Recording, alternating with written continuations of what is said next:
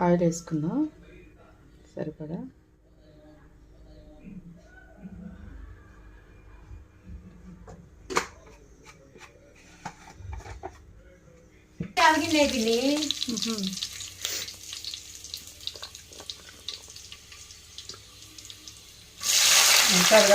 ఉల్లిపాయలు 5 కలిపిస్తాం. ఉల్లిపాయలు పచ్చిమిరపకాయలు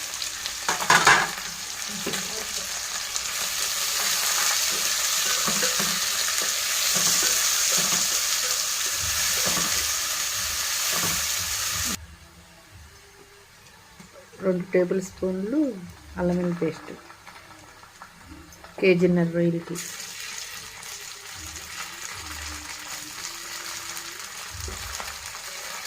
బాగా కలపాలి పచ్చివాసన పోయేది.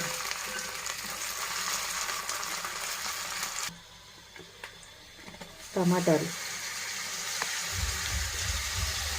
ఈ సైజు టమాటాలు 2,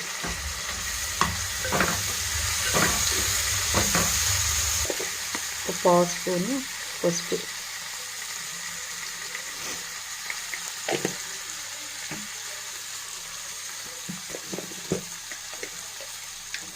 కొంచెం సాల్ట్ వేస్తున్నాను మగ్గటానికి.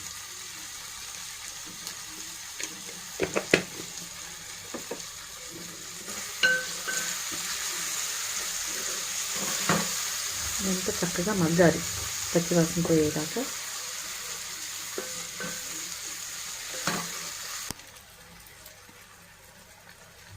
కారం 3 స్పూన్లు,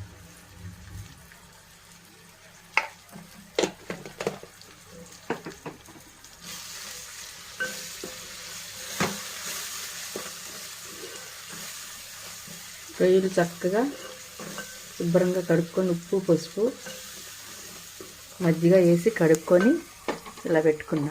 కేజీన్నర రొయ్యలు చక్కగా నీసువాసన లేకుండా.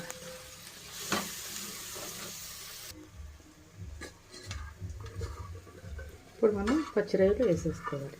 చక్కగా వాటర్లో మగ్గి పెట్టేసాం కదా, చక్కగా దగ్గరికి ఉడికిపోయినాయి. మగ్గిపెట్టిన రొయ్యలు ఇప్పుడు ఇందులో వేసుకొని కలుపుకోవాలి.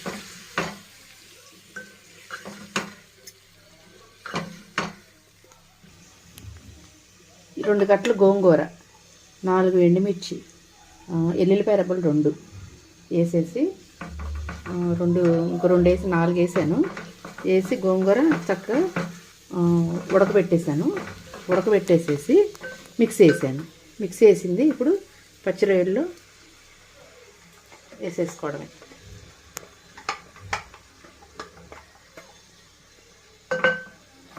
వేసుకొని ఇలా కలిపేయాలి. చక్కగా మగ్గిపోయినాయి కదా, మగ్గిపోయినాయి కాబట్టి ఇప్పుడు ఇలాగా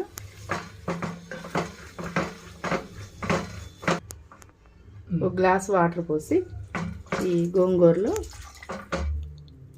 పచ్చిరొయ్యలు ఇలా కలిపేసుకోవాలి. కలిపేసుకొని తగిన నీళ్ళు పోసుకుంటే కొంచెం ఇట్లాగా గోంగూర ఉడుకుతుంది.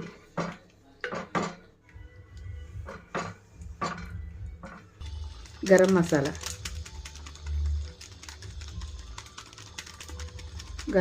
వేసి ఒక 10 నిమిషాలు అయితే అయిపోతుంది. ఈలోపు మనం కొంచెం కొత్తిమీర వేసేసుకుంటే